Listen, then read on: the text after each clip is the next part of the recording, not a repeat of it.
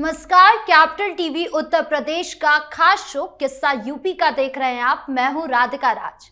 10 नवंबर को दिल्ली ब्लास्ट के बाद से एटीएस और एनआईए टीम एक्टिव हो गई है। अब तक की जांच में 7 गिरफ्तारियां हो चुकी है, जिसमें सबसे ताजा नाम है शोएब अहमद का, जो फरीदाबाद के धौस गांव का रहने वाला है। एनआईए के मुताबिक शोएब ने ही डॉक्टर उमर को अपने घर में पनाह दी थी। गिरफ्तारी के बाद शोएब के मोबाइल से जो चैट रिकवर हुई है उसमें यूपी के कई नंबर है। यही वजह है कि पूरे उत्तर प्रदेश में हाई अलर्ट है। यूपी एटीएस और एनआईए की जॉइंट टीम ने पिछले 72 घंटे में 250 से ज्यादा कश्मीरी डॉक्टर्स और मेडिकल स्टूडेंट्स की लिस्ट तैयार की है। इनमें से 180 पश्चिमी उत्तर प्रदेश के मेडिकल कॉलेज में पढ़ रहे हैं। इन सबके दस्तावेज जम्मू कश्मीर पुलिस को भेजे गए हैं। बैकग्राउंड वेरिफिकेशन के साथ साथ फोन लोकेशन, बैंक ट्रांजैक्शन और सोशल मीडिया एक्टिविटी भी खंगाली जा रही है। यानी पूरे नेटवर्क को जड़ से उखाड़ा जा रहा है। इसी पर चर्चा करने के लिए मेरे साथ स्टूडियो में मौजूद है कैपिटल टीवी के executive editor Rajiv Kumar. Sir, आपका बहुत बहुत स्वागत है। धन्यवाद। सर, आज भी जो गिरफ्तारी हुई है वो भी उत्तर प्रदेश से हुई है। उत्तर प्रदेश में भी लगातार हाई अलर्ट देख रहे हैं। क्या उत्तर प्रदेश में कुछ अलग बड़ा होने वाला है? देखिए, हो रहा है, होने वाला नहीं है जी।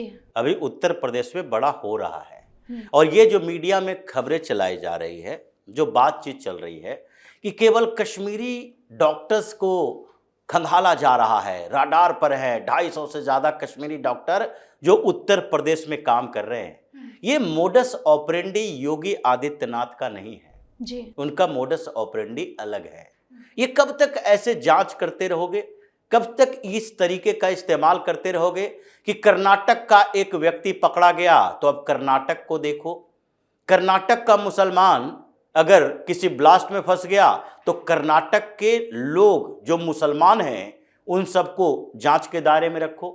जब कोई केरल का डॉक्टर का नेटवर्क आया, इंजीनियर का नेटवर्क आया, तो केरल से जितने डॉक्टर इंजीनियर बाहर में गए हैं उन सब का ध्यान रखो। ये ऐसे मोडस ऑपरेंडी योगी आदित्यनाथ की नहीं है जो बात चल रही है जी। ये इंतजार नहीं करते कि आगे उत्तर प्रदेश का डॉक्टर है या फिर दिल्ली से जो डॉक्टर पढ़ के गया है, मेडिकल पढ़ के गया है, उत्तर प्रदेश के अंदर प्रैक्टिस कर रहा है, या उत्तर प्रदेश के अलग अलग इलाकों में जो मुस्लिम डॉक्टर प्रैक्टिशनर है उसके बारी का इंतजार करेंगे कि अभी कश्मीरियों पर ये जो अंकुश लगाया जा रहा है कि कश्मीर के डॉक्टर्स का ये टेरर मॉड्यूल था।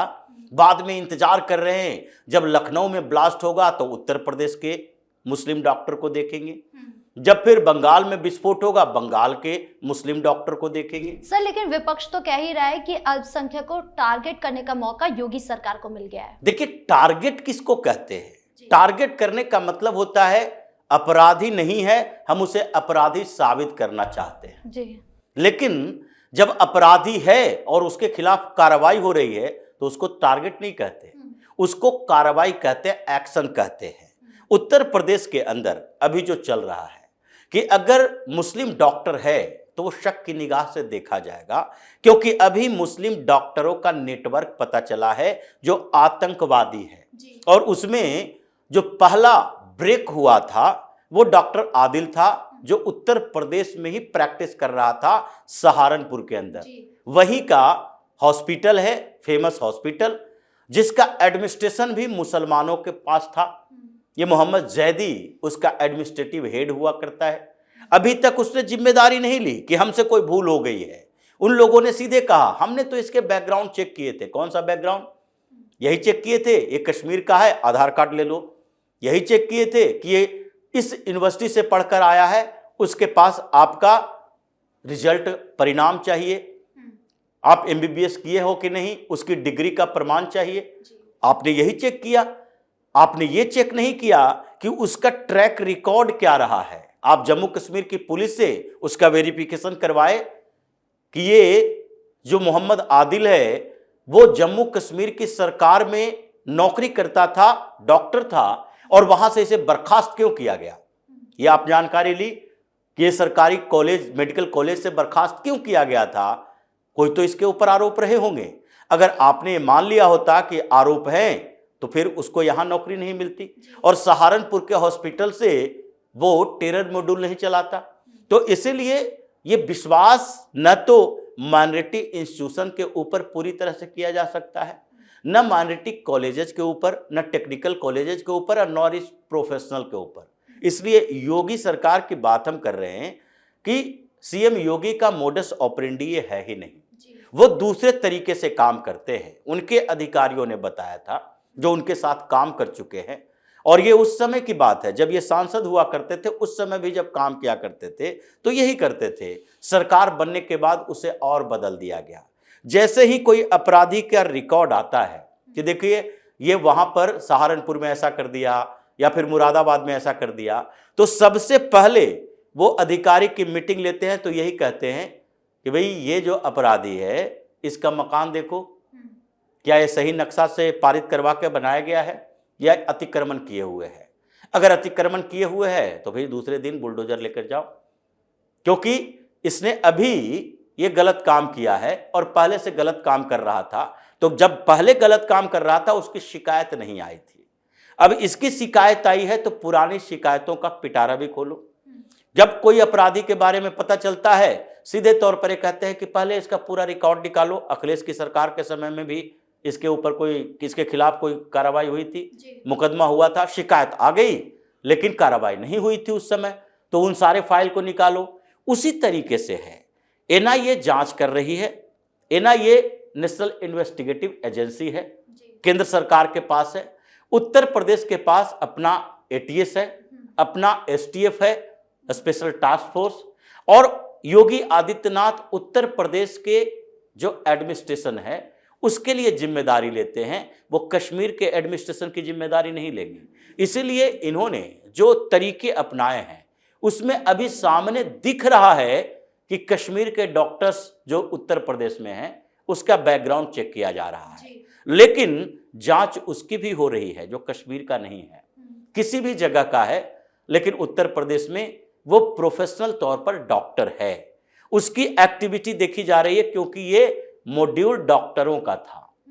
अगर इसमें टेक्निकल सपोर्ट देने के लिए कुछ इंजीनियर जुड़े हैं तो अब इंजीनियर, जितने भी इंजीनियरिंग कॉलेज है उत्तर प्रदेश के अंदर, ज़्यादातर नोएडा, ग्रेटर नोएडा, गाजियाबाद के तरफ, उन सब जगहों पर उन लड़कों की भी लिस्ट मंगवाई जा रही है जो मुसलमान है और जिसने कभी भी किसी भी लेवल पर इंटरनेट का इस्तेमाल करते हुए अमोनियम नाइट्रेट ढूंढा है, जिसने कभी भी बम बनाने वाले कंपोनेंट ढूंढे हैं, जिसने कभी भी आईएस का वीडियो देखा है, सीरिया का जंग देखा है, वहां पर उसकी सारी एक्टिविटी को ट्रैक किया जा रहा है कि देखो भरोसा इन लोगों पर नहीं करना।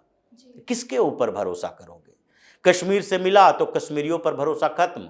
उत्तर प्रदेश से इतने आतंकवादी मिले और इन लोगों की एक्टिविटी देखी गई, इन लोगों की हरकतें देखी गई, उसके बाद भी उत्तर प्रदेश के उन मुसलमानों पर भी भरोसा करोगे जो मदनी सीधे तौर पर कहता है नहीं नहीं माइनॉरिटी इंस्टीट्यूशन का क्रश किया जा रहा है उसे। कोई भी मुसलमान आगे बढ़ता है, कोई बड़े यूनिवर्सिटी में वीसी बनता है, उसको हटा दिया जाता है। माइनॉरिटी इंस्टीट्यूशन का मतलब इन लोगों का होता है मुस्लिम इंस्टीट्यूशन। माइनॉरिटी इंस्टीट्यूशन का मतलब क्रिश्चियन या बौद्ध या जैन के इंस्टीट्यूशन या जितने ट्रस्ट चल रहे हैं गुरुद्वारे का, उससे जुड़े हुए नहीं होता। ये सिर्फ और सिर्फ मुसलमानों को ही माइनॉरिटी मानते हैं, उन लोगों को माइनॉरिटी नहीं मानते, क्योंकि यही देश के खिलाफ जाते हैं और इन्हीं के खिलाफ सरकार जाती है तो ये कहते हैं कि नहीं नहीं हमारे खिलाफ सरकार जा रही है। सिख जो है पंजाब के अंदर, और पंजाब के अंदर अभी भी खालिस्तानी नेटवर्क पूरी तरह से खत्म नहीं हुआ, लेकिन फिर भी सिखों की देशभक्ति के ऊपर शक नहीं किया जाता है। वहां आर्मी में बड़े ऑफिसर हैं, वहां नेशनल सिक्योरिटी में हैं, लेकिन उनके ऊपर, उनकी देशभक्ति पर कभी शक नहीं किया जाएगा। इनके ऊपर क्यों किया जाता है?